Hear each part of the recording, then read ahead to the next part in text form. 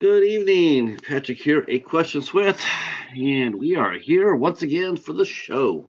And glad you guys are here too. Um, yeah, uh, entertaining night last night, that's for sure. Uh, we had podcaster, former, oh boy, see if I can fix this. Uh,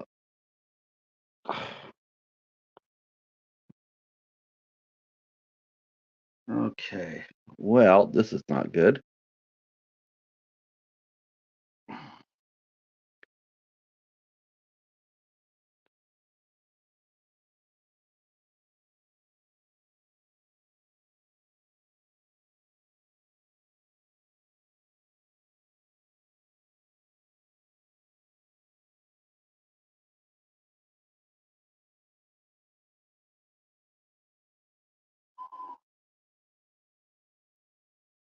Okay. Oh my gosh, this is just. Hey, Steven. Okay. It's telling me that I'm not going to be able to get not going to be able to get connections from everywhere. That's fine. Not a problem. Yeah, I know. It's definitely late in the UK. 5 hours ahead. Yeah, I don't expect anybody to stay up that late to watch this. But thank heaven we have replays. And yeah, let me know what you thought of Night of the Caregiver. I would definitely love to hear your opinion about that, Matt. Definitely would. Definitely would. Hello, Katie. Hello, how are you? How are you? Um, yeah, if you guys missed the show last night, definitely that was definitely one of the fun ones we had. We definitely had the fur flying with our guest, retired Secret Service agent and podcaster, Ross Yeager. I hope I'm saying that right. Uh, Yerger, and we had a lot of fun. Like I said, some fur was flying, and yeah. But tonight we're back to mellow mode, as you know, and come to expect here on Eight Questions With. We will be talking with owner and operator of ByPolar Records, based out of Illinois. That will be talking to uh, uh, Damon Workman. Damon Workman is the man we're talking about. It's a Mac. Looks like the friendly men are rolling in there. What's going on, Ant? All right. I had a feeling. We might be see some friendly men in here. Maybe Jonas, maybe James, maybe Mark a little bit later.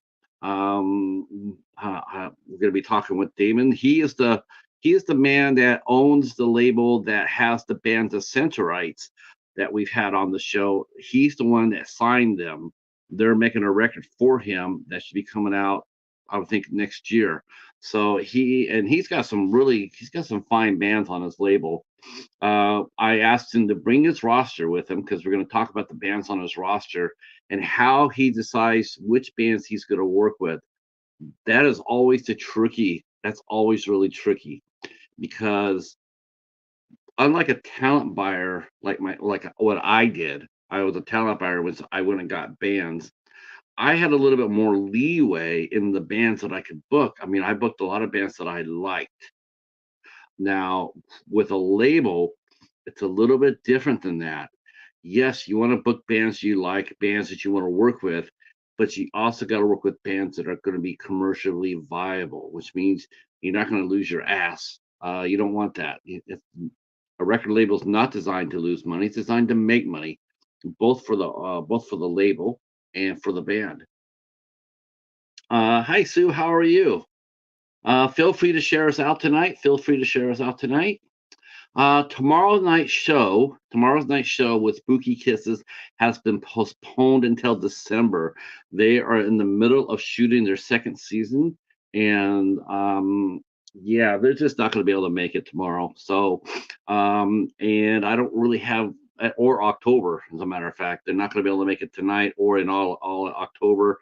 I'm taking November off, so they can't make it with me there. So we're probably going to just go ahead and meet up in December. But we'll be back on Friday. We'll have our special guest will be Doc Dam, also known as Debbie, also known as John, Doomsday's Crypt sister. She will be here, and we'll be talking once more about music. And we'll be having a lot of fun on Friday night at 8 o'clock. But let me go ahead and start telling the schedule for next month because I have not really been able to do that too much, and I want to do that. So on October 3rd, we have actor, screenwriter, producer Rob Merritt will be here with us. He starred in the film You Should Have Killed Me. He plays Jeeves, but this young man has a deep resume. He has written screenplays that have been made into films, including one that I saw called Amelia 2.0, which was a hardcore science fiction movie. He has done a lot of things in his career, and he's coming out with a new movie. It just premiered this week called The Cross, which is based on a true event in Iowa. And he is starring in that, and I believe he wrote that. And we're going to be talking with Rob about his career and some of the serious movies that he's done. I truly, when I saw him in You Should Have Killed Me, I'll be honest with you, I thought he was more like I thought he was actually sort of like a comedian. You know, like he was so funny in that movie. He and Dylan Yeager were just absolutely just lights out as far as being fun. But Rob's a very serious artist, and he's got a lot to say. And I cannot wait to sit and talk with him next Tuesday at 8 o'clock. On the 4th, on Wednesday, October 4th, we have actress and makeup artist Heather Harlow will be out here with us to hang out with us, uh, which is really funny because I love the picture that I used for her to promote the show. It's on the one I have on Instagram and on here. I have her with the goblin head from a Maximum Overdrive, who I was going to have the owner of that mask come onto the show, but that's a different story for a different time.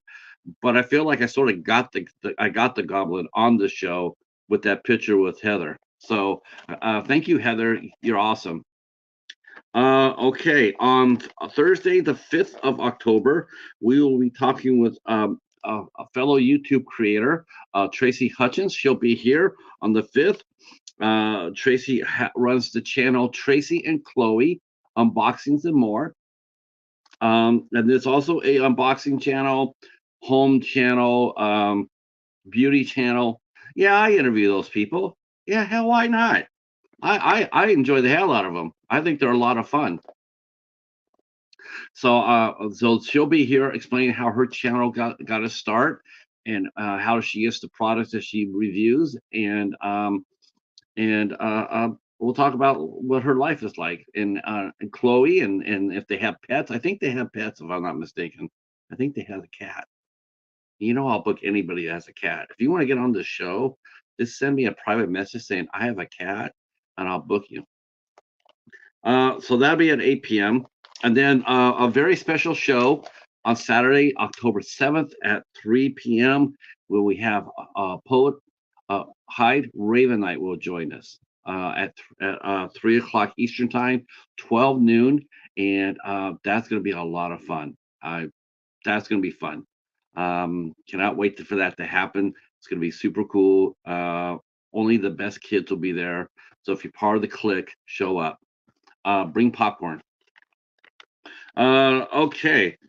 On the 9th of October, we have actor Damien Mancino will be here with us. He is the lead star of the movie I just got done talking about, You Should Have Killed Me. And he is the lead actor in that role. He is the star of the film, playing Monte. He is our anti-hero, and he's a great guy. I really do like Damien a lot. I think he's a good guy, and I can't wait to talk to him. And we talk about the films, and he also was an MMA fighter, which I did not know that until Michael J. Menard told me that not only did Damien do the movie, but he also choreographed a big fight scene in the movie, using his skills and his friends from the MMA. So that's it's pretty cool stuff. And we'll talk with Damien about his career and how he got started, and how he got prepared to play Monty, and yeah, it's gonna be a good time. He's a really good guy, and glad to have him here. All right. On the 10th of October, we have filmmaker Patrick Bolberg will be with us. And we'll be talking about his documentary, USS Iowa, Battleship 61. He has produced and directed several films. Um, he also, besides the documentary, and we'll be talking to him about his career as well. I have watched his documentary on the Iowa. That's going to go out on PBS, so that should tell you how good that is. Because not everybody gets on the PBS. They have very high standards for documentaries, but his Battleship Iowa documentary is top notch, and we'll be talking with him on October 10th. On the 11th of October, I'm proud to present, in the honor of the spectacular, we'll be having horror host Count Gregula will be here with us. Count Gregula will be here with us. So I'm looking forward to that. I do believe this will be our.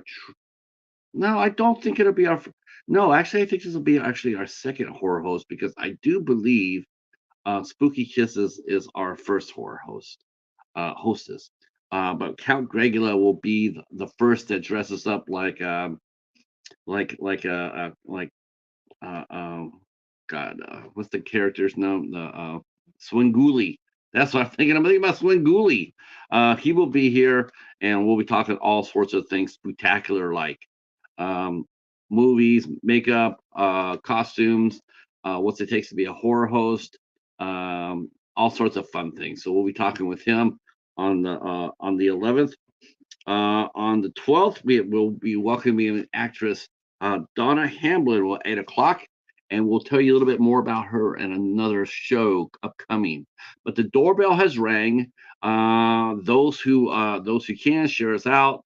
Those who are ready to be entertained by a rock and roll star, the owner and operator of ByPolar Care Bear Records. Ooh, did I fit that in there? Please help me welcome in Damon Workman. Here we go.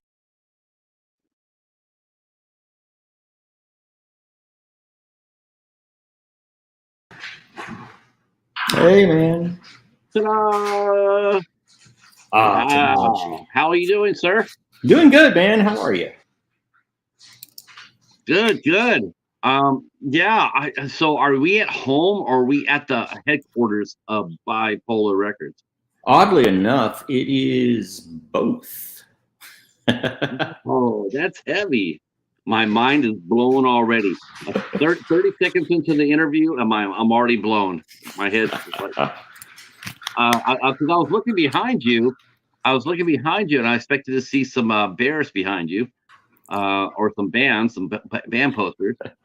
Those are all upstairs in the other room. So Oh, there is a room that has that. is there? So You are not wrong. You do have the special room that for all the bipolar business. Yeah. You know what? It has been years. It has been years. First of all, I'm going to say hi to everybody in the chat. Can you see the chat okay? I do not. I see you. If you look on your screen, it should be a little says comments on that. If you hit the comments, it should show you the. Oh, hey. And people are coming in saying hi. I'm such a novice at stuff. Really? Yeah, I sort of had you thinking like you were like like when you weren't signing bands or setting up interviews for them, or barking at poor talent buyers about shows. I thought for sure you would be making music videos. That is not me, unfortunately. Not Most of my yet. days are spent in the kitchen. Not yet. Okay, Ant is here from the Friendly Men. He's saying hello. And yeah, thank you guys all for coming in. I appreciate this. All right, so I have not talked to any label representative in, good Lord, probably 25 years since I've wow. talked to. Well, Yeah, I'm honored. Yeah, I have not talked to any label reps at all in that long. Used to talk to them all the time when I was doing live music. Yeah. Yeah, but now of course. So I'm sure I think probably some things have remained the same, but I think some things have changed a lot. So we'll get to it because I have a lot of questions for you. Oh, First of all, I guess the first thing I would ask you is, where did you come up with the name of ByPolar Records?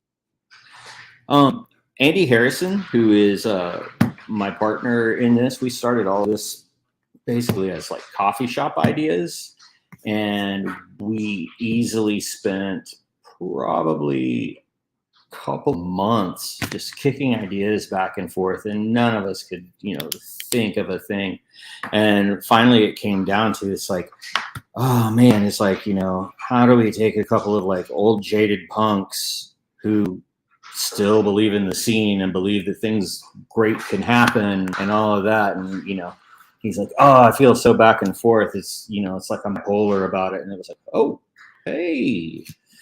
So yeah, Andy came up with the idea of it being bipolar, and we changed the spine a little bit and added the bears, of course. So Was the Bears from Chicago?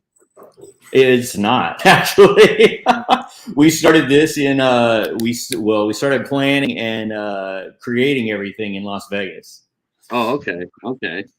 I like the name of the label. I mean, ByPolar is the way you spelled it out is pretty cool, and I like the mascot quite a bit. Thank you. That is Andy as well. Andy is a graphic artist by trade, and so when he's not doing band things, he's doing lots of artistic things. And our logo happened to be one of my favorite things that he's ever done. He's done some pretty great things over the years.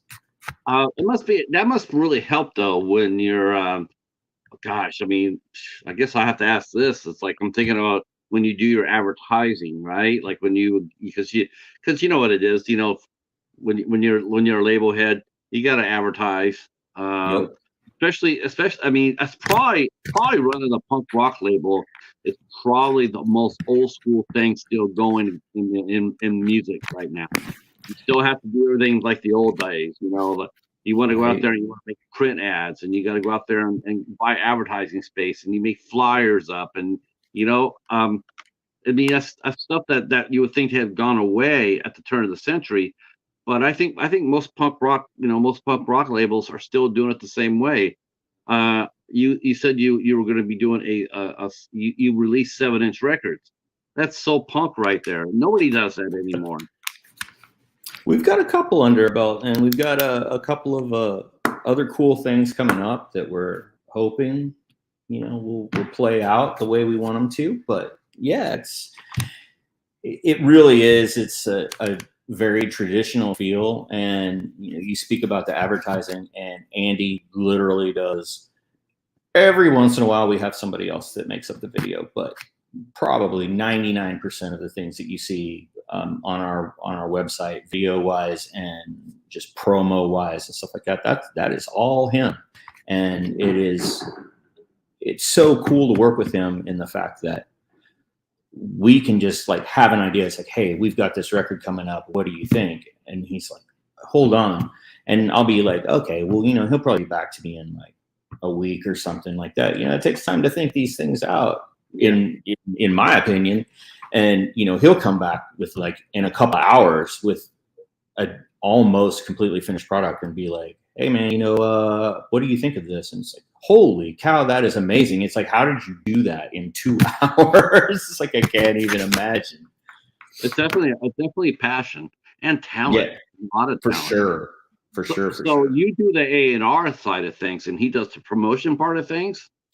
He does a lot of the artistic part of things. He's also in a couple of the bands that are on our label, and then he's in another band called Sucker Punch that is out of Reno, Nevada, that isn't on our label. But yeah, I mean, he is. When we met, we were both living in Las Vegas, and he was a big part of Squid Hat Records at the time. Did a lot of art for the label, and we hit it off and became friends, and the rest, as I say, is sort of history. So there's a lot of communication back and forth on a lot of things, but yeah, almost all of the visually artistic, creative stuff that is his forte, and I let him run with it. We have a question for our first question. Of course, it would be from Ant from the Friendly Men. He says, "Ask Damon about the epic."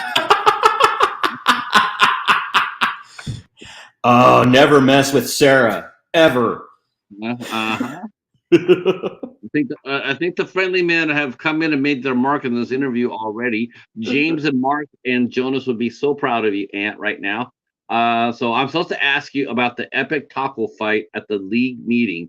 What league? What league is this? Like fantasy football, bowling? No, it is Base Amps All American League of All American Beer Drinkers. Oh, But we had a big party when we, God, when was it? Sometime around when I first got to town, and the restaurant that I worked for, we kind of catered the show and brought a bunch of food, and a non-league member decided to come in and, in Sarah's opinion, was disrespecting the food, and she threw down. She threw down over tacos. yeah, I've seen that. You know what? I've seen that happen before. I've actually been the one throwing down, because somehow, some way, somebody got in the back room, into the green room, and was trying to help themselves to the snacks, and it was like, dude, you don't have a laminate. You're not part of the band. You didn't introduce yourself to me and check in. So I don't know what the hell you are, but you are out of here empty-handed. Right. And believe me, and you want me to do this more than you want me to call for my associates. Yeah, I guess that's, I guess, so how long has the label as Bipolar? How long has it been around? Did it start We with you, or did are you think it, we're just a couple of months away from 6 years now. that's, yeah, you guys are here to stay. Yeah, Yeah, we're hoping. We're hoping. We're trying really hard. And honestly, we did a lot of small things earlier, and I feel like we had the right mindset and the right attitude, and we met the right people and got to work with lots of cool people, obviously. And this year has honestly is probably our biggest year as far as total releases is going to go. Like, we just managed to, some of our favorite bands ended up putting out more things with us this year, and we're just super lucky to, we just try to do right by the bands, and I think that people appreciate that. And there is just so much talent on our roster that it's just hard for us not to feel like just a big family. It's really, I mean, obviously, or first of all, I should ask you, because we already established that Andy is, but are you also a musician as well? I am a horrible musician, so I'm going to say Well, no. I didn't play either. I can carry a tune and I can play pretty poorly, and we'll leave it at that. Yeah, I'll put down that I played 3 shows live with one band, and they had me play a washboard. That, yeah. So Folk yeah, punk's see, coming back, man. we are busting myths right here, right now. Because you have to be a musician in order to do musician things. No, you don't. You just got to have an ear, like I do.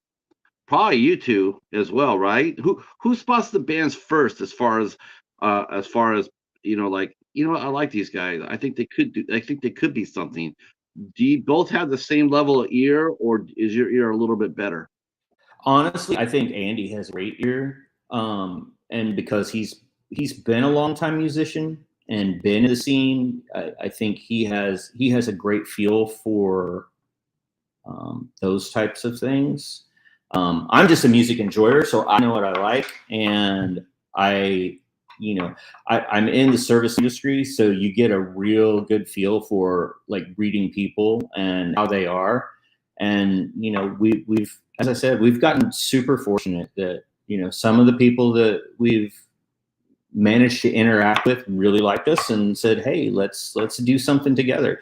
And others haven't, and that's cool too, man. I mean, it's all one big community. So I mean, really all we want is, there've been a couple of bands where we've had to say, look, man, I need you to go check out like this label or that label because they're bigger and they can do more things for you than I'm going to be able to do. And I think people respect that. Like, you know your limitations and you know what you want to do. And, you know, we're always trying to get better, obviously, but you know, Sometimes the bands think that they're a little bit more advanced than they really are sometimes. Sometimes they'll see their name on a magazine cover, or they'll get the headline, over a national for the first time, or play. And and a lot of times they get that first little bite of a stardom, so to speak. Maybe the first time they're interviewing the local paper or local zine or whatnot. And it's you tell them that it's not a sprint. It's a race. It's a marathon, not a sprint. yeah, And you gotta, because a lot of times they feel like they want to be there much faster than where they're at, and it takes time. I mean, yes, you could go out there, and you're not gonna throw everybody else underneath the bus just to promote the super hot one. And you're right. It's like, listen, you trusted us so far in your career and their development. Trust us a little further. We yeah. had your best interest in mind. I And the really thing, think that, there's one thing I heard you mention, though. I got to tell you right now, there's instant respect for this too. Instant respect is that you told them that they needed to go somewhere bigger to take care of them. That's something they need to do. You didn't sell out their contract. You didn't turn around and say, "Yeah, I got this band. I think they could do big things." But would you? You didn't make money off of them that way. yeah, that's, you know, we're more a label of love than trying to make a fortune on anybody. I know that it comes across a little bit different to a lot of people. I mean, would making some money off of records be nice? Of course it would. We would do it if we didn't think that there was something there. But our basic level, even going into it, was just, if we can make enough to off of, one record to get the next record going and just keep doing it like that to be self-sustaining. Like that's really our only goal. It's like, we have full-time jobs. We're not looking to make a salary off of this. We're not like looking to, make any money off of someone else's sweat and blood. And, we do a couple of things different that a lot of other places don't. I know that I've had the discussion with I have other friends that run record labels too and things. And for instance, the artists keep all their rights on digital with us. Like that's all them.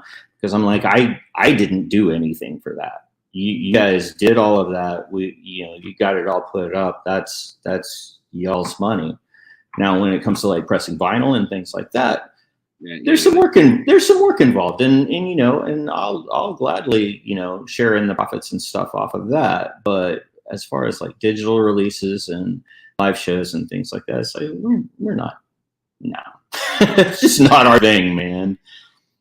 Well, I mean, off the merch though, you still get your cut off the merch. I mean, we really like Yeah, the bands that you don't sell like bipolar T-shirts. You don't give we sell ByPolar T-shirts and stuff like that, but I mean that's us as the label. We're not forcing any of the bands to sell shirts and stuff like that for us. That's not their job. Now, if say we advance and we give them some money to have their merch made or whatever, we recoup, but we don't take profit off of it. It's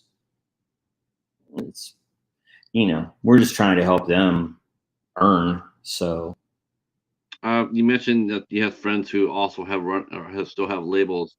I was actually surprised the other day when I saw that Fat Records is still kicking around. Fat Records is still huge. Like Sub they Pop, still have a tremendous following. yeah, Sub Pop is still around. I don't know who else is. Sympathy for the Epitaph Record. is still around. Epitaph Rise is still around. Records in San Diego, they're still around. What about Sympathy for the Record Industry? Pardon? Sympathy for the record industry? Are they still kicking around? I do not know them, so maybe.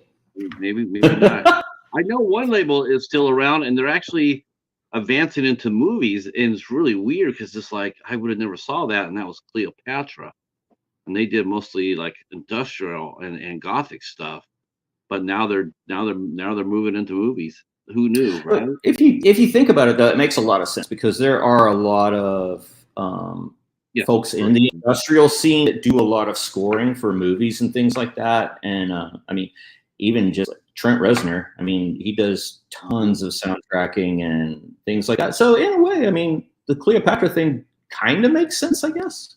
Yeah, but punk rockers they've made their impact as well. I mean, you look at Danny Elfman from Oingo Boingo. Oh yeah, that is so wild seeing that for that long. It's like, I know the first time I saw that, I'm like, Danny Elfman's doing score, he's doing the Spider-Man score. What? But yeah, it works. It works. yeah, it works and it's awesome. And then you see him, do his live show, and you're like, it could not be a more disparate kind of thing. It's like different channels for different urges, and that's pretty neat. So, what music did you listen to growing up? Has it always been punk rock, or did you start out a punk and then slowly diversify? Most people I know.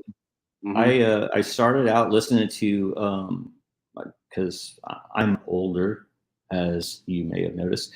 When I was like in my high school and I guess kind of like musical formative years, I was the little typical high school metalhead. Listened to, it was all AC/DC and Sept and Wasp and Venom and brand new bands like Metallica and Megadeth and all that stuff that's now decades and decades old. And then I always had a soft spot for like the Clash and the Ramones and some of the things that were coming out, a little bit earlier. And I didn't really get into it until I was in my early 20s. And then something just clicked, and it was like, wow, this really speaks to me. You probably bought your first Avengers record about that same time. That's right. I just dropped that on you. You know who I'm talking about, right? No, we were not going to discuss any of that. You don't know about the Avengers? Man. Oh man. Oh, that just hurts my feelings. I'm sorry, man. The Avengers, I feel, I think they were probably more. They're the ones that went on tour with the Sex Pistols. So when the Sex Pistols came over here, they toured with them. Pretty much blew them out of the water pretty much every night that they toured with them. Yeah, probably should have been probably should have gotten just as much recognition as the Ramones did for being, the premier punk band, America's first punk band. As far as the name goes. Yeah. There's other punk bands out there too. Darby Crash and Circle Jerks and the Slits. But yeah, the Avengers were that was Penelope Houston. I still carry a torch. What can I say? Penelope's awesome. Oh my gosh, hell yeah. So what was your first concert then? So it was all metal, and then when did you go from metal to real music? It was early 90s, probably 92. And for some reason it's like I always liked a few bands, but in the early 90s then it just really became I really like this a lot better than listening to someone screaming about how Satan's awesome. Which they're not wrong, but different strokes for different folks. Were you a big fan of the grunge? I mean, what style of what genre of music? Yeah. I was too. Yeah, I was too, because it was so different from what was being played everywhere else, and it was just very, I don't know. it was very cool. I mean, I cannot lie and say that I was not like a huge Nirvana fan when they came out, and like it's just something about them, and they were Sub Pop was on fire back then, right, and there was just something about them where they were just, even in the initial stages, they were just much bigger than they actually were, and it translated really well. And that's kind of what kicked off the whole me sticking with, you know, a lot of the punk stuff. it was funny. It was like it was funny when like I said, Sub Pop was. I mean, they could do no wrong back then in the early '90s. Everything they Oh put yeah, out was rolling huge. You had Soundgarden, and you had Temple of the Dog, Pearl Jam. I mean, you name it. I mean, they had their hands on it, and just amazing bands. right. And And it's so funny that they had the difference too, because like at that same time, they were putting out Modest Mouse, you know, something that was totally not grunge and totally not what anyone else was doing, and they just had a good ear for it. It's like, this band's really good. I think we want to put their record out. yeah, Seattle just had some tremendous talent. Now, what city were you living in when this was happening for you? I was living in Pittsburgh, Kansas, still going to school. Pittsburgh State. Yes, sir. Go Gorillas. Yeah, go Gorillas. So what was it? What was it like going to a live show? What was the first live show that you got to go to? First live punk show or first live show? The first live show I went to was Van Halen on the 1984 tour. It was my very first show, and got to see David Lee Roth popping balloons with swords and kicks and crazy long bass solos and drum solos. And, you know, that was really kind of the end of that sort of era where people would just, you know, every single member of the band gets a 15-minute solo and stuff like that. So it was pretty wild. It was a good intro to live music. But I've been super fortunate to see a lot of great bands that I've wanted to see. And sadly, I've also talked through some great shows that, you know, I had on the was like, oh, well, I'll go back and, you know, see them the next tour, and, you know, for one reason or another, people pass away. And yeah, we got to talk about that too, for sure, because that's a bane of existence. Our good friend Reed had just walked through the door. Hey, Reed, he says hello to you, Damon. hey. Glad you guys are here. We are talking music tonight. Yeah, last night we were talking politics, and tonight we're talking music. So yes, I much prefer talking music. Very much so. Yeah, you know what? That's okay. So, man, this is so cool. This is like going back to a time machine for me. So yes, that does happen, right? Where you would, um, what was the first time that did you ever promote shows yourself, or did you move strictly from being a fan into starting the label? Honestly, just being a fan and starting the label. Okay.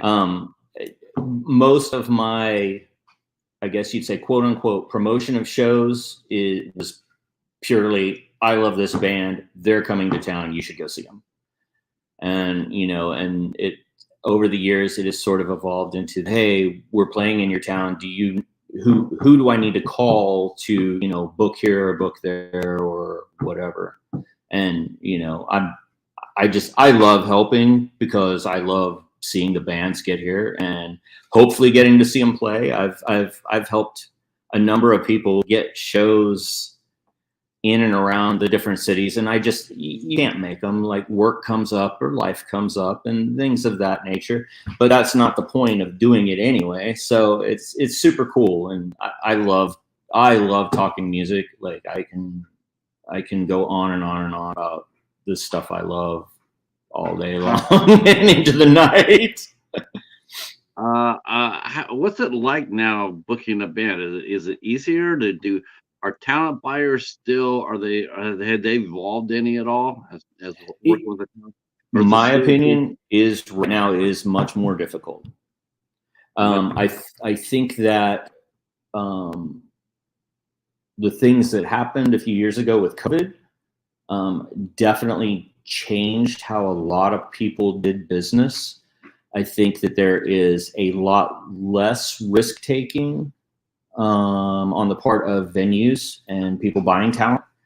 Um, because and I don't blame them. I understand why they're wary because they have a job to do and they need to bring in X amount to make things happen. Um, I mean, everybody still makes it happen. I think that a lot of cool DIY things happen because of this, which is pretty neat.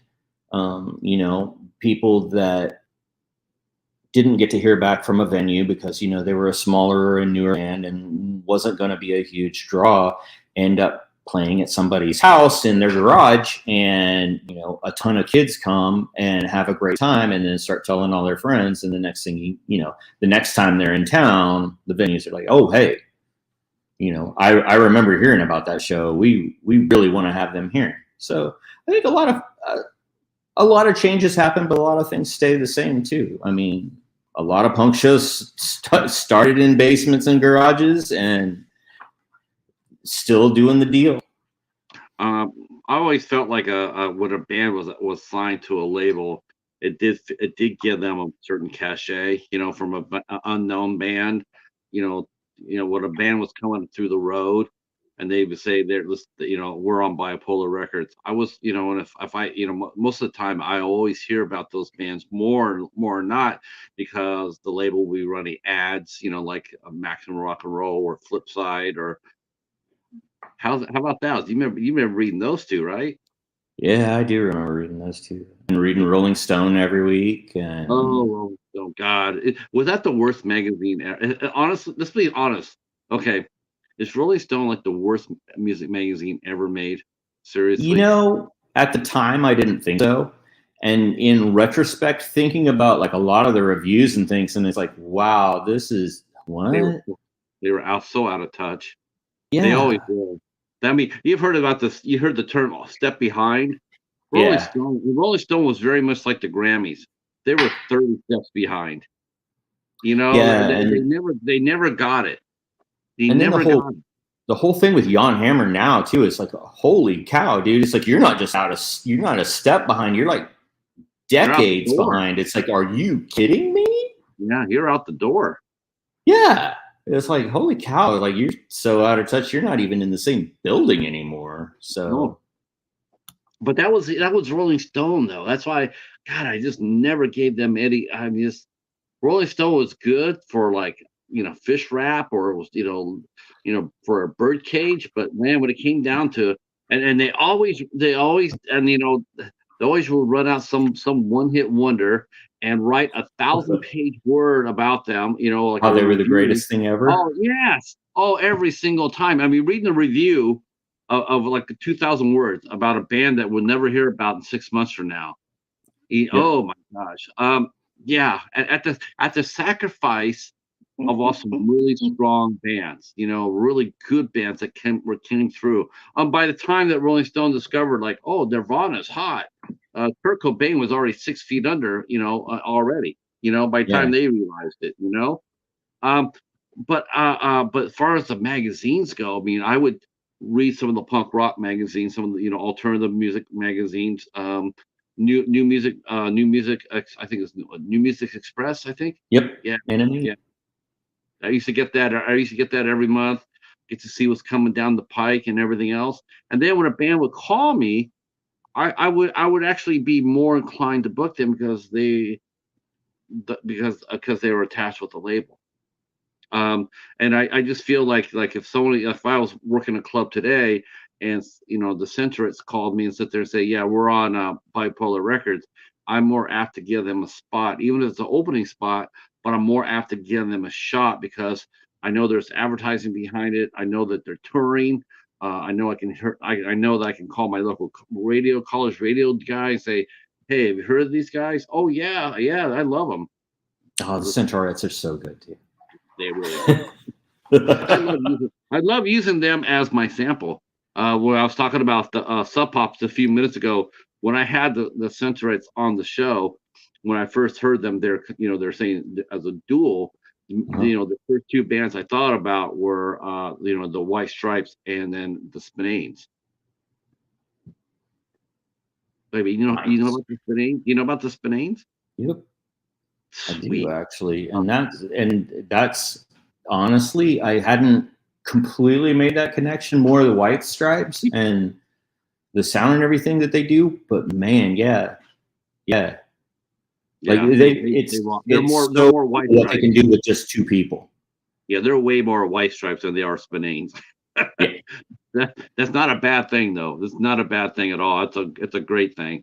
I like the White Stripes. I don't like Jack White personally, but I like the White Stripes. I think they're cool. Yeah. They were one of the loudest shows I've ever seen. I was like, how can two people be so loud? But yeah, pretty incredible.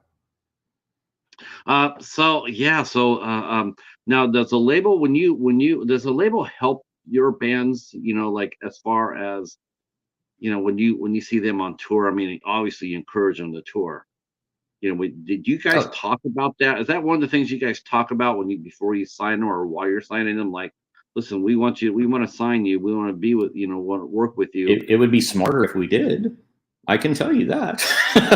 Oh, you don't ask them, you don't ask them to go on tour? No.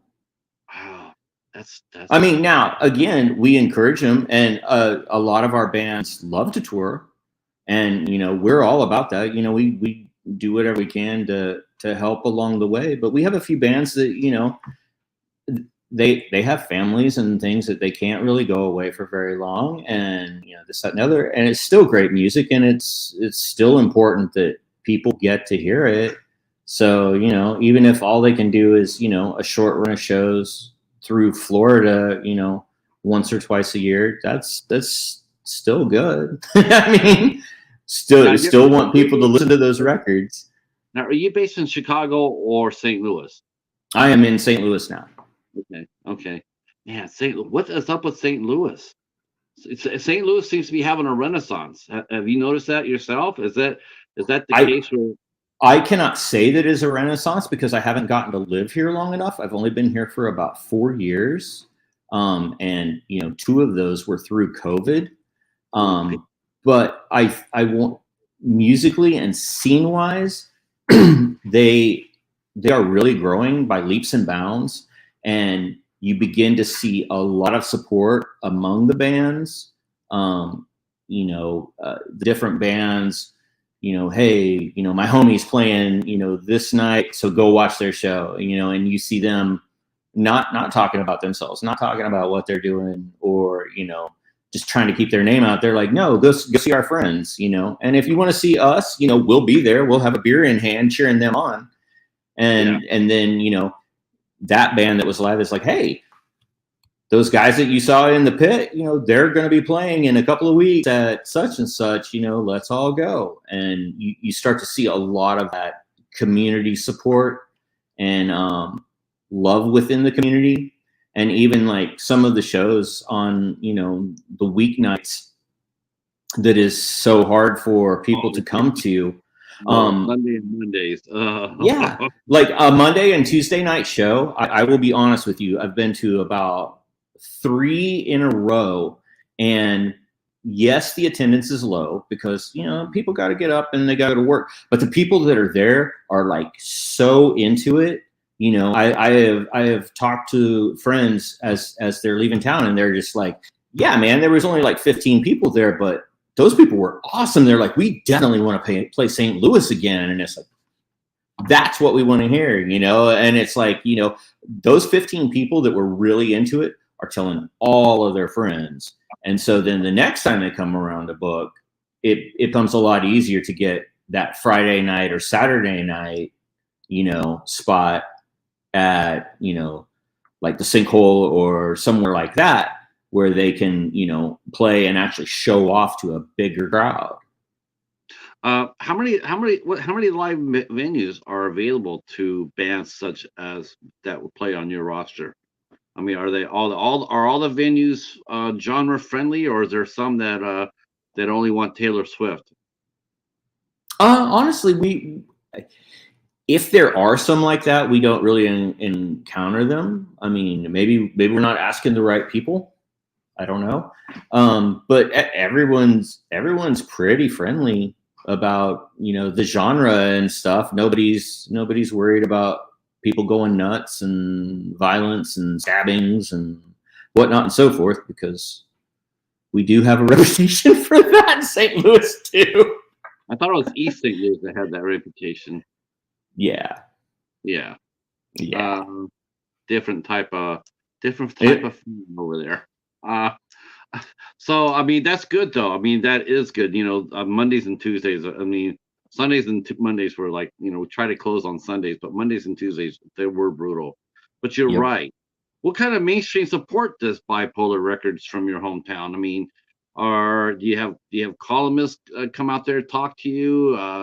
Do you get college radio? 'Cause there's a lot of college radio in St. Louis. You got St. There Louis. is, honestly, we have still stayed very, I don't want to say timid, but we have not really been aggressive in pursuing things other than just wanting to get our Shouldn't have to great be bands aggressive. heard.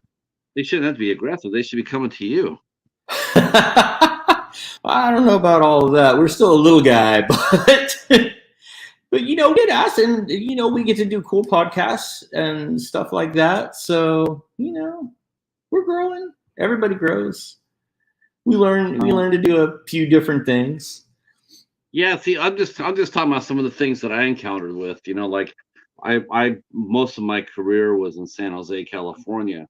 The last 4 or 5 years was in Palo Alto, but it was the same problem. It was a problem for us. Like we weren't in San Francisco. San Francisco, you had a lot more venues and you had a lot more, a lot of zines there. East Bay was really rocking if you're a punk rock band. But San Jose, South Bay area was just dry as a desert, dry as toast. I mean, trying to get local support. We got it from the weekly magazine. We had a weekly magazine now called the Metro, and we had two very good music writers, and we had a couple of decent ones. One guy, I don't mean to speak ill of the dead, but one guy, he basically was in the pocket of one of the bigger clubs down there. I mean, every time that he got in for free, he drank for free. So every week when he wrote his column, that club pretty much got like 80% of the press. Wow. Yeah, pretty Yeah, pretty that's bad. messed up. Yeah, pretty bad. Pretty bad. And once I became the buyer, before I was just running down the ads to it, but once I became the buyer, yeah, that changed a little bit. They went from 80 to 20 to like maybe 65-35 because I was barking and I bark loud. Um, oh, yeah, that's right. Even though we're not going to talk about last Friday night, we're not going to talk about last Friday. Uh, Reed and I we're college football fans. Hi, Nan. How are you? Glad you're here. Glad you're here. We are talking with Damon Workman, owner and operator of ByPolar Records. I should say co-owner and operator of ByPolar Records, and from based out of St. Louis, Missouri. Um, so yeah, so the press still a press is still something that you still have to tangle with. Are there any weekly magazines or DIY punk rock magazines? The old ones. They used to have like 10 pages in it, hand drawn, and you still have anything like A that? lot of that has moved online now. I mean, there's still a lot of really good stuff online. I've had the opportunity to write for a few of them, and yeah, I mean, they're still alive and kicking. It just took a different form.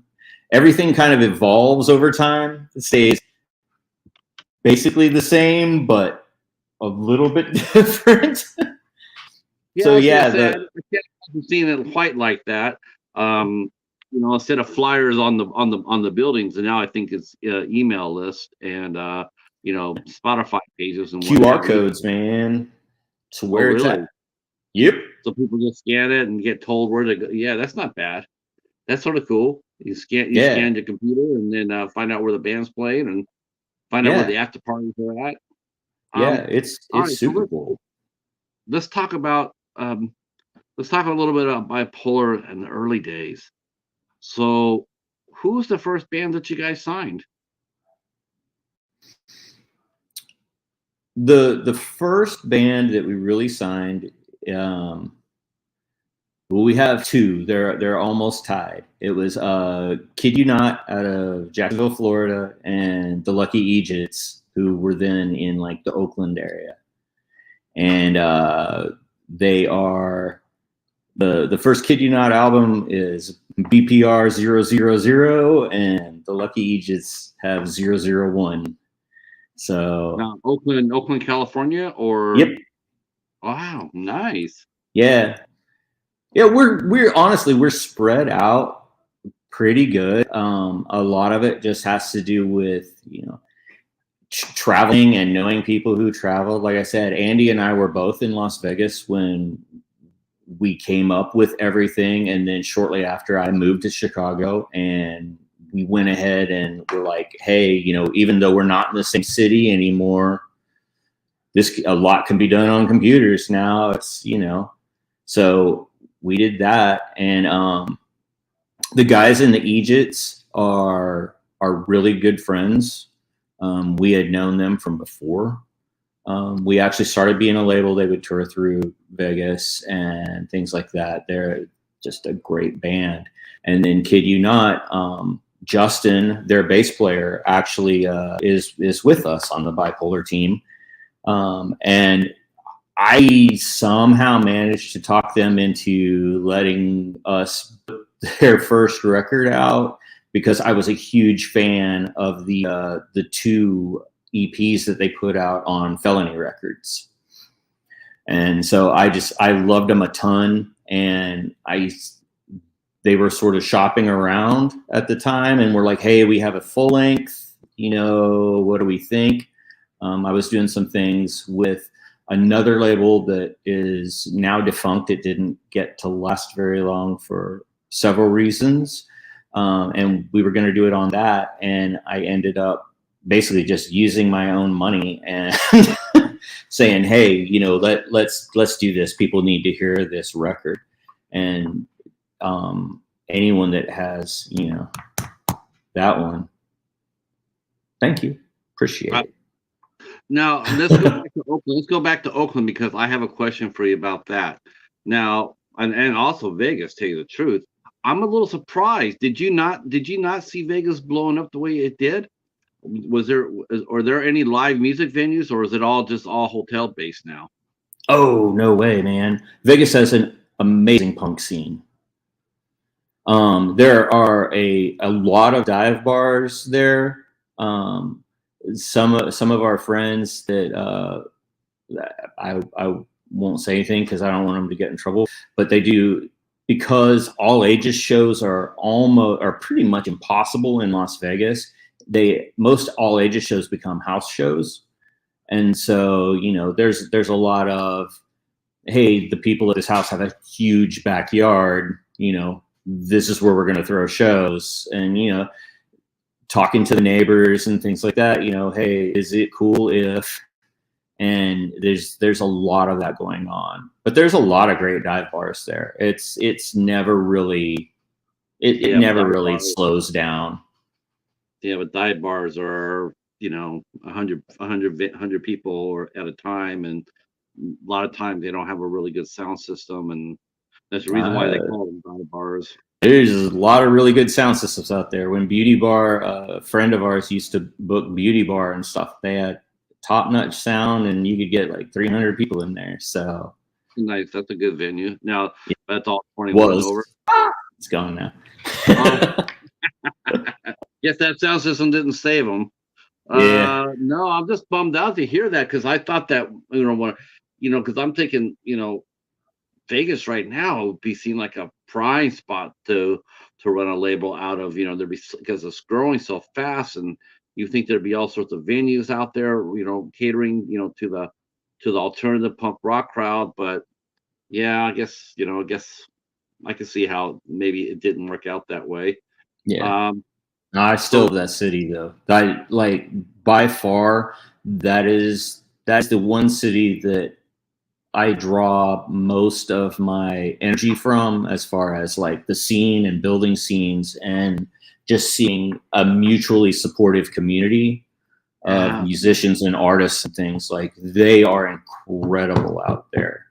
Like and they do so much together, and you'll see the same bands supporting anybody on any given night. There's always, there's like 5 or 6 bands out there that, they will have somebody at the show regardless of who's playing or when. And right. it's really pretty cool. It's good to hear that, Damon. It's really good to hear you say that, because that's how it was for us back there in back in the 90s and late 80s and 90s. That was the same thing. Was the bands would come out and support, and touring bands got a lot of support, and a lot of times, they'd be coming up there setting up their merch, and man, locals will come by and hook it up, and pay money and buy a shirt, or sometimes bands Yeah. would trade shirts with each other and stuff like that. So it's good to see some aspect of the business that survived, has brought that forward into the new world. Yeah. Um, so as far as the signing the 2 bands, you got your first 2 bands going, and now you mentioned before, like you're not looking to make a lot of money off of it. I understand that, um, but it is healthy though to want to run a healthy label. Oh I yeah. mean, it's like you hear have you heard some of the younger people when they come up there and they say sell out? I mean, is that term you still use today? I think so. I don't even know. It's Oh, it used to drive me bonkers. Oh, I know. Because it's like, how are people actually getting paid doing what they've always done, selling out? It's like, I especially when they agree. don't change. It's like they're doing the exact same thing they've always done, and they just found the right mix of people who appreciated it and would actually pay for it. And now all of a sudden it's like, oh yeah, you're calling them sellouts. It's like, well, no, they're just Hmm. this is a job. I, It's like, this is what we do. So, if someone wants to shower us with money, how is that selling out? Unless we're yeah, I like hear. completely compromising ourselves. I mean, I used to hear that a lot from a lot of the young punkers. They come by and be wearing their leathers with their patches and stuff like that, and they would see a band that had made it. Like I don't know, like back in the day. Against me is the one that I always think about. And Uh, like they never changed. They never changed their ideology or what they did. oh, And they found a giant mass market of people that really wanted to listen to what they had to say. And they're all, oh, you guys are sellouts, you're this and that. It's like, they're doing exactly the same thing. It's like yeah. you're just mad now that there's 10,000 other people that are into them, and Actually, you're not the only. I used to ask the same bands. I would sit there and hear them say that, like Metallica sold out or something like that, and I say like, how for because they're playing with with an orchestra. They say, oh, those guys went soft and everything else. They're sold out. They're sellouts. And I sit there and they come to me looking for a show, and I sit there and say, so I overheard you talk about sellouts, and I'm going like, so like what's your goal of your band? I would say, what do you guys want to do? If what do you guys want to do? We want to play. He says, well, who do you want to play for? I want to play for the people. Okay, so basically you're playing to get your music out there, right? Right. Yeah. So, do you not see that's the same thing that what Metallica's doing? They're playing the music to get it out there. Do you want to play the same 1, 2, 3 chord the whole career, or is that? I mean, am I going to hear you play the same songs every set? If I book you today, if I book you 6 weeks from now or 6 months from now, are you going to come back playing the same set that you played today for the first show, or are you going to be changing it up, writing new songs? Well, we're going to be changing it up. Well, what if I told you I like your first set, And that's all I ever want you to play whenever you play for me.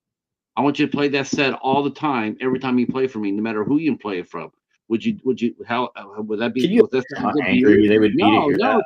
Yeah, they get all, no, we want to play different. Well, how are what they're doing, how is that a sellout? I mean, you want to be, you want your voice heard, you want to get on the radio, you want to do all that. So I don't see it being a sellout either. I know a Yeah. lot of times the record labels, on one hand, it was like major labels, like that nobody want to play on a major label. Everybody want to play for an underground label, and that's great. That is great, and I totally get that. I support that.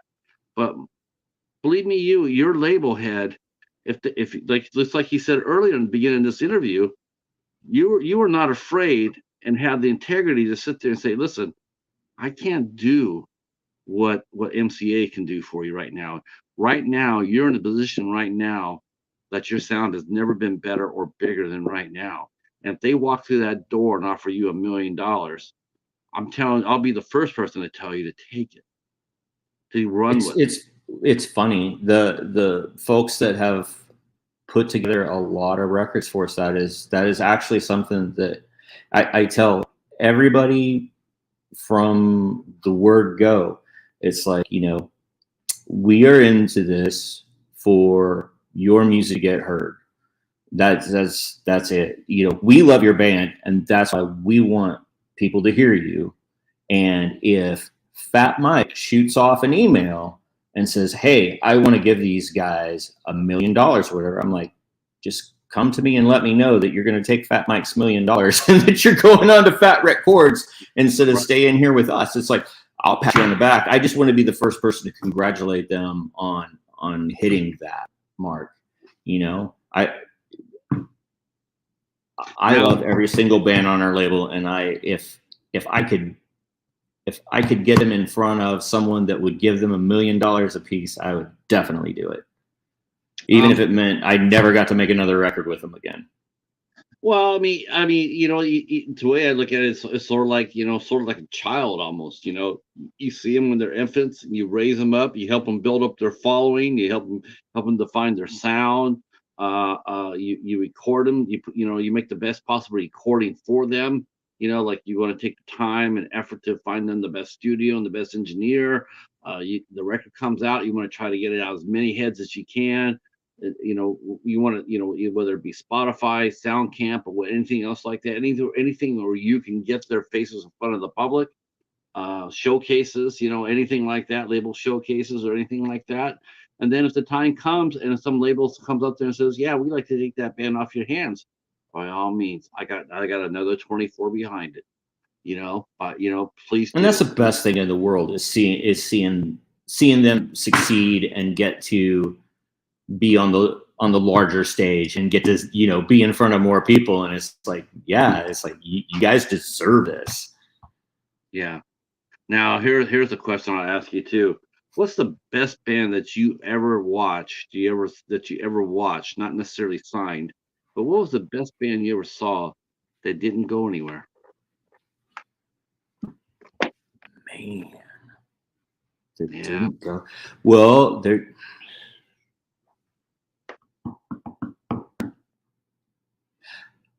I think a lot of it is just because they don't tour and things. Well, now they have families and stuff too. But there is a band called War Called Home in Las Vegas, and they're amazing. They're just truly amazing. Like, they literally would be able to go anywhere on their talent and songwriting and stuff. And, but doing that doesn't fit with their life goals. They have good jobs, they have families, they have things to do, and they prefer to, open up for touring bands live in Las Vegas. And it's awesome. It's cool seeing somebody like at that level, and I guess making the deliberate choice that no, my family and my personal life is more important to me than going out and seeing 1 million fans or whatever and things like that. So it's less of a not going somewhere than I guess having your priorities straight and saying that, hey, this is what we want to do. That's a heavy conversation to have. I mean, I think it's two different angles. I mean, there's been a lot of bands that just didn't make it because you're right. They didn't get the break. And I just think right now of, worked in San Jose for 10 years, and we had really just one band ever pop out of there, and no disrespect to them at all. But when I think about when I think about it, maybe two bands actually. When I think about it, the one band I'll mention, I just you could have knocked me down with a feather when they got picked up and got their shot, because of all the bands that I saw in San Jose, they were like, I don't even know if they would have made the top 100. Quite honest with God. Of all the bands that I saw, all the local bands that I saw play, I don't know these guys would have cracked 100. All the great bands that I saw play and didn't get a shot. And of course, there's a lot of politics too involved. Is that still involved? Do you think that's still involved today in the business? Do you feel like some bands get popped because of politics based on like looks and sound? I mean, more than ability. I think it's difficult to say no. I would like to say that it's not rampant in my opinion, but I do think some people get a better shot because they're more attractive or they're related to so and so, so I don't necessarily know that it's wrong because everybody's doing their own thing, but that's I don't even know how to answer that one. Yeah. I mean, okay, if you guys are wondering, the band I'm mentioning is Smash Mouth. That's the band I was talking about. I mean, they're a good band, but I saw 100 bands better than they were. Yeah. So it's just, but they got the luck of the draw, and that Carson Daly played them during, other than the hour-long community radio show at 1 a.m. on Sunday. He got to play them during prime time, and no other local band ever got that. And so, they both succeeded. I mean, Carson Daly's career was made on discovering. That's funny to say that. Discovering Smash Mouth.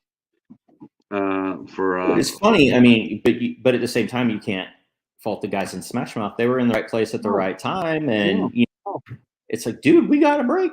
Hey. Yeah, no, I wasn't.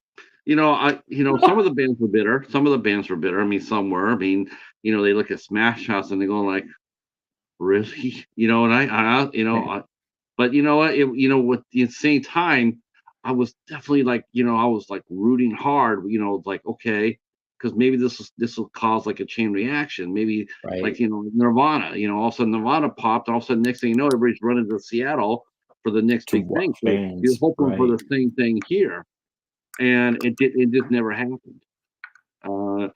Let's see. Reed mentions luck is definitely part of it, or timing. Yes. Yeah. It definitely is. It really truly is. Yeah, I think I can. I mean, I saw some local bands get picked up on different labels, small labels or what have you. Some did pretty well. For themselves. So let's go over some of the bands in your roster. Talk about a little bit about some of the bands. Like, I'm going to put you hard on the spot now, Damon. I'm going to put you hard on the spot. I want you to talk about. I know you got how many bands you got on your label? Like 25?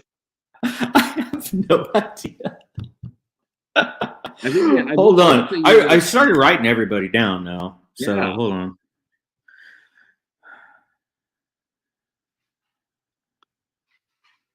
I put him on the spot, right? Oh, yeah. Okay, as far as I know, that we have been able to announce, and that everybody knows about, I believe that there are 17. 17. That's not that far away from 25. So no, it's not, and it's actually closer than that because there are a few that we haven't gotten to make the announcement yet, and I'm not going to do that on here because that'll spoil their fun too. So They don't know that you picked them up yet. Oh, No, they know that we picked him up. We just haven't got to make official announcements. So it's there's been some stuff percolating, as they say. okay. Well, hold on here.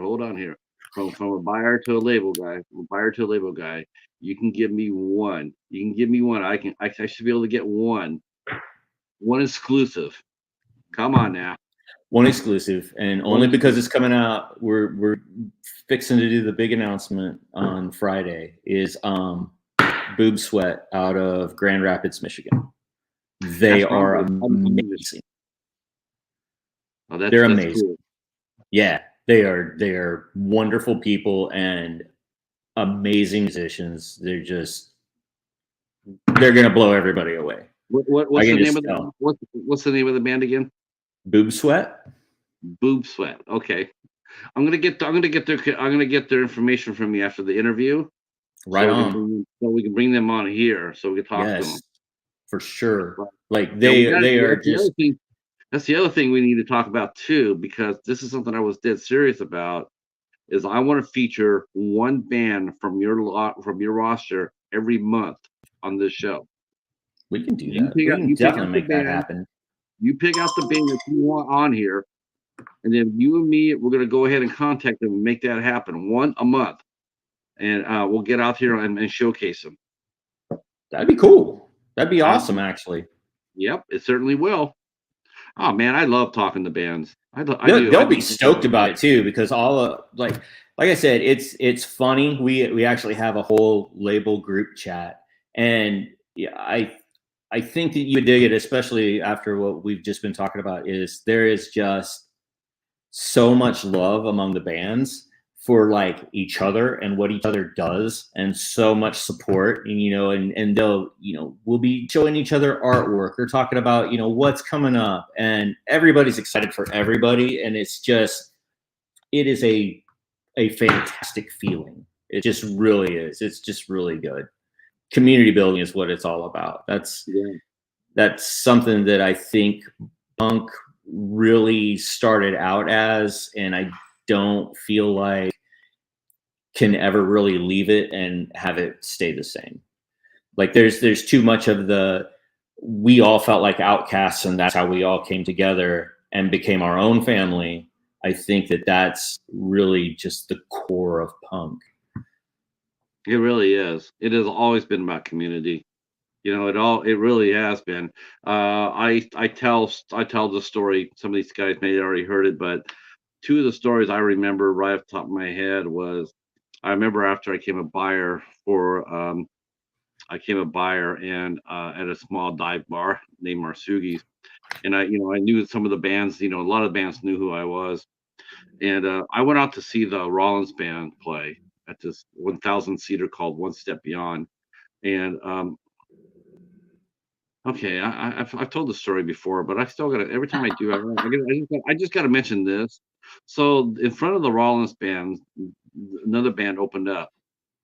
Oh, this band, I don't know what it is. I could never understand what people saw in them. I really, truly didn't.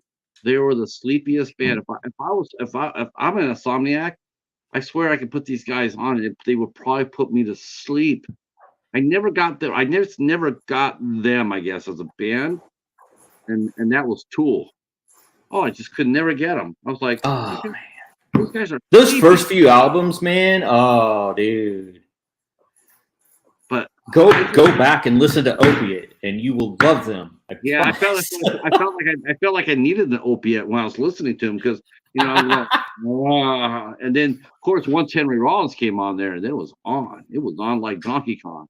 So they had a massive pit, right? And this is like having fun, and this is like I'm in there and doing a pit like this, and this one guy, he decided he thought it would be funny to sock people up as they came by, right? So you come by and he'd be waiting by, and then he hit you in the back. He thought that was funny because you're in the pit and you couldn't do anything about it because you're going. Yeah.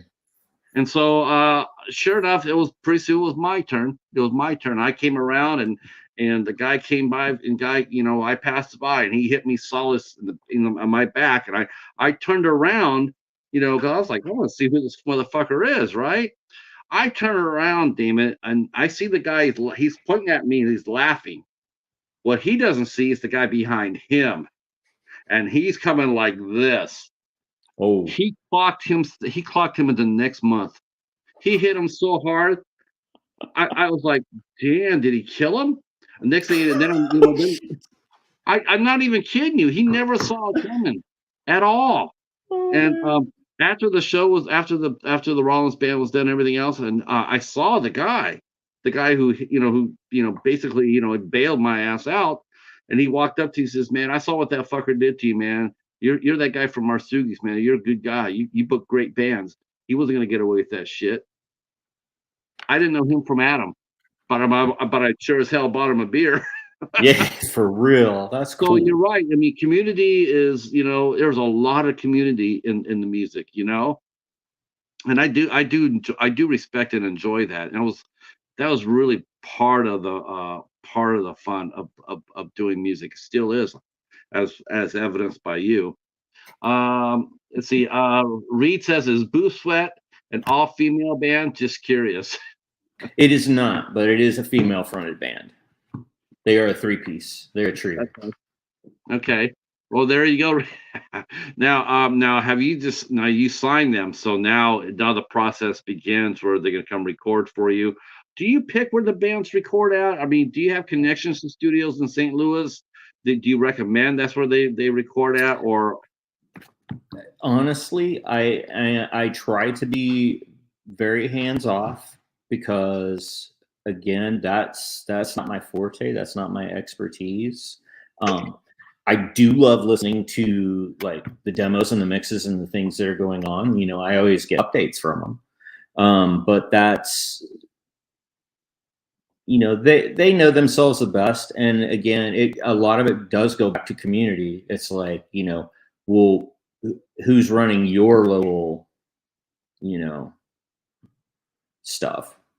So you can go to their studio and help out those homies there, and keep that money in that community before now, it comes out and goes everywhere.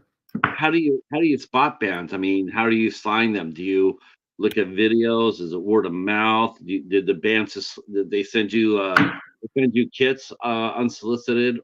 It's happened a number of ways. Like some of it is, we've been at shows, man, these guys are amazing. And then you talk to them and like, hey, did you, if you guys ever record something, Boob Sweat, that's exactly how it happened. I got to see them and hear them play. And this was a few years ago.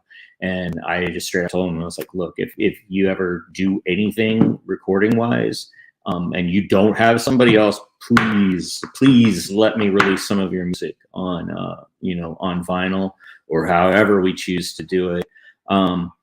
And I was fortunate enough that 3 or 4 years later they remembered that I had said that, and they were like, hey, we have something, and we thought that we would come to you first. And it's like, oh my God, thank you so much.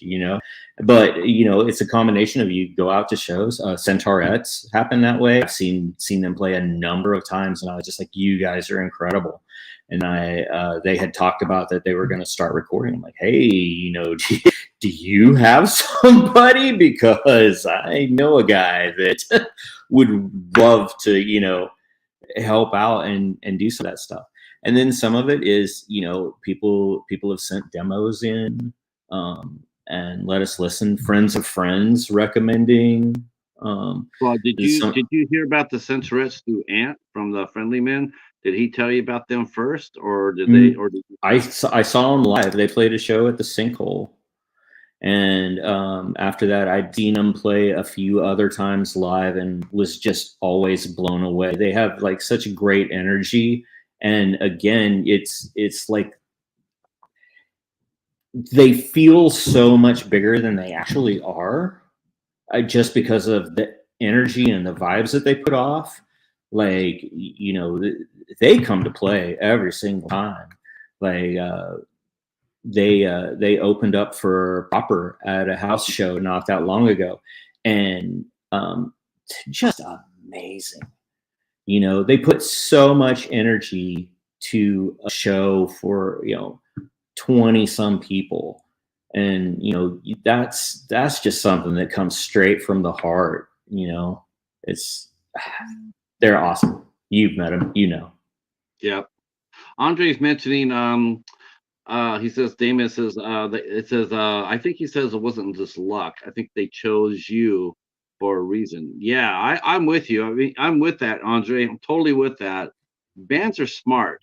Bands are I smart. appreciate There are a lot, they come where they, you know, a lot of bands will they will ask around, they want to know, have the label take care of you? What have they done for you as far as pushing your record out there? Because if you ask most bands, the two things they really care about is one, how the record's going to be, how it's going to be marketed, and two, if they can tour on it. Can we tour on it, and where will it be played at? Where will it go? Those are two of the things most bands, if you ask them what's most important to them, that is not money, not playing, not cars, not anything else like that. It's like, Yeah. are you gonna be able to market my music out to the masses? And two, can I tour on it? If I tour, will I get supported? Will I get some, a little bit of gas money, just to get me from here to there? Can I, can you let me have a couple of boxes of music up front so I can sell it, so I can get it out there? Can I have a couple of promos just for get to the buyer? Yes, buyers get promos. Buyers get promos. I'm not a buyer. I was, but I got a ton of stuff on labels. I have 1,200 albums downstairs in my basement, and about 900 of them were given to me by the different bands I worked with. So right yeah, on. yeah, that's the way it's supposed to go, though. I'm more that than I am press. You know that? It was like, wow, you got the record. I mean, okay, I guess if you're writing a review, yeah, by all means. Yeah. If you're not writing a review, you need to pass that on. To give it to somebody who will listen to it, or who will write about it. That happens a lot too. Who's I only I only have time for a couple more questions. So I guess the couple of questions I have left is when would the Centerites record come out? Don't know. We are still doing some studio stuff. They're recording. I have gotten to hear a couple of the tracks live, them playing them, and it is both different from what they've done in the past, yet still very, very much them. It's pretty amazing. They had a lot of fun in the studio, and I feel like they saw a lot of the things that they saw in their head they could make happen, and that's always nice. Like they got, instead of somebody saying no, you couldn't possibly do that, it's like, well, what if? And the studio guys are like, yeah, you can do that, this is how you do it. And it's like, oh, so it's super exciting. We're hoping for, at this point, just on how long it takes to get things pressed and done, that slowed down a lot after COVID, but probably spring of 2024 is what we're looking at. Okay. We'll send you one when we get it. I guess the last question is another business one related. I know it's going to be a weird one to end with, but I sort of saved it for last for a reason. Lately, as we know, physical media, as we know it, movies and music and whatnot, it seems to be shrinking. I've known that several like CDs now just seem to be a dead medium. I mean, you can't even give them away anymore. Do you feel that is, what do you think is going to be the next viable outlet for bands to be able to move their music on? Do you think that CDs will come back? Have you seen anything like that before? Have you seen that coming back? Or here's the weird thing is, like, everything becomes this gigantic cycle, because, well, you and I went through the whole, okay, vinyl's a dead medium. Only audiophiles preferred vinyl, and it was basically only them that bought them for decades. And then, you know, it went to CDs. It went from cassettes to CDs. And then, you know, what were those little mini things that Sony used to make? Remember those? The little Walkman type ones. Yeah, the little Walkman type things. And then, you know, then they, you know, everyone started putting music on their phone through the streaming devices. And then all of a sudden, someday, you know, you can't even pinpoint who it was. Someone was like, you know what, records sound really good. It's like there's something awesome about the openness of the sound and the needle hitting the vinyl and the hisses and the pops and all of that. And you know, we've seen this gigantic resurgence in vinyl, and now like I am going to blame new Gen Z people because I do not understand it, but they have a love for cassettes again. And you were seeing more people put things onto cassettes and they love it. And part of me as the old punk, which we talked about before, is just like, why would you pick the worst medium ever for music reproduction to be your favorite thing? And then I'm like, you know what? I'm just a fucking old guy. It's like I had tons of cassettes back in the day and I listened to them. Let people enjoy what they enjoy. And, you know, CDs still, lots of people buy them at shows and stuff. You don't see them in stores and things the way you used to in the, you know, the late 90s, early 2000s, but they're still there. And we just got done pressing some for Death in Memphis and they're selling great. You know, people still have CD players at home and it's convenient, it's portable, it's easier than carrying a record around. Yeah. And like lots of people love them. So let people enjoy what they like. I don't even know what's coming next, but I think it'll be cool. And I think that whatever it eclipses will eventually come back in another generation saying, oh, hey, I remember these. Let's go back and do it again. It's weird because it's like I go to a local Salvation Army and I go on there and there's like carts of music in there, like, you know, 500 CDs. And they, you know, our library used to get, you know, accept donated CDs. They don't anymore. It's just nowhere to put them. Yeah, nobody was buying them. I had a friend of mine who he was, you know, he's a music fan, and he went and bought a bunch of CDs, and he took about 15 to 20 of them, and then he had 180 left, and he went to try to give them away. Nobody wanted them. Tried to donate them, wouldn't take them. He ended up he said it made him sick to his stomach, but he ended up throwing them away. He didn't have no room for them. He's like, I try to get past them on, but nobody wanted them. Yeah, that does suck. That's kind of heartbreaking because there's a lot of great stuff that's out there, and just not having a home that people didn't get to listen to. Yeah, I you know, it's funny, like you say that too, because that's how I feel with the movies and music. It's like you look at them and they're sitting there, and like, you know, someone, you know, it's like a pet, you know, almost, you know, it's inanimate, but you look at them and go like, you know, somebody used to love that movie. Somebody at one time bought that movie and they really loved it, and now it's donated. But you know what? Let me go ahead and rescue that and give it a home. Right. I know it sounds weird, but that's how it is with music too. David, I want to really thank you for hanging out with us. This is absolutely been fun. I do believe that this will be the first of many collaborations.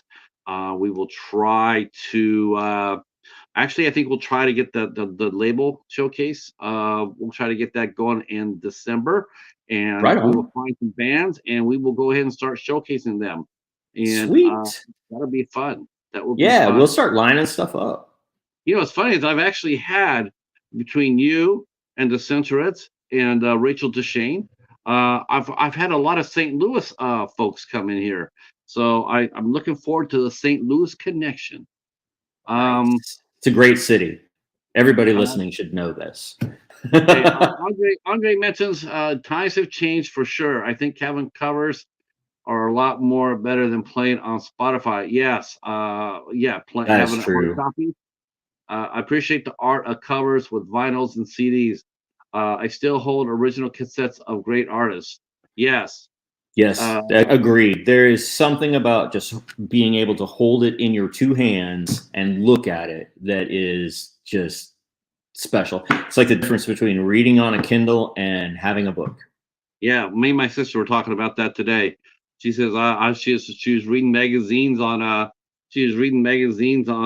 a Kindle, and then she said, you know what, I just can't do it anymore. So she went and got, says I got to have something in my hand.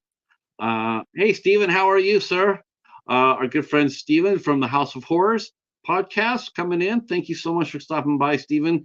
We were wrapping it up. I want to thank you guys in the chat so much. I appreciate you guys being here. We will be back on Friday. Friday we'll be back. We will not be back tomorrow. We'll be back on Friday, and we will be talking to Doc Dam, which is a young lady from our sister or a good friend John from Doomsday Crypt. She will be here, and we'll be talking neuroscience, music, whatever, and stories about John. If you guys ever want to learn about Doomsday Crypt, come on over on Friday. That will be at 8 o'clock. And then at 10 o'clock, I can't believe I put myself up for this, Damon, but at 10 o'clock, we will be doing a watch party. And right now, it looks like me and Casey from Interweb Kaiju, we will be suffering through the amazing bulk. Still time for you guys to go over there in my community tab and vote for the Battle Royale, which I'm really hoping you guys all do. All of Damon's social media stuff and label stuff is down below in the description. If you want to pick up some music from ByPolar Records, there you go. All right, that's it for me. Thanks for coming out. We will talk at you soon. Thank you again for all your support. I appreciate it, Steven. I'm going to get you for that. I'll guys talk to you soon. Peace. Later.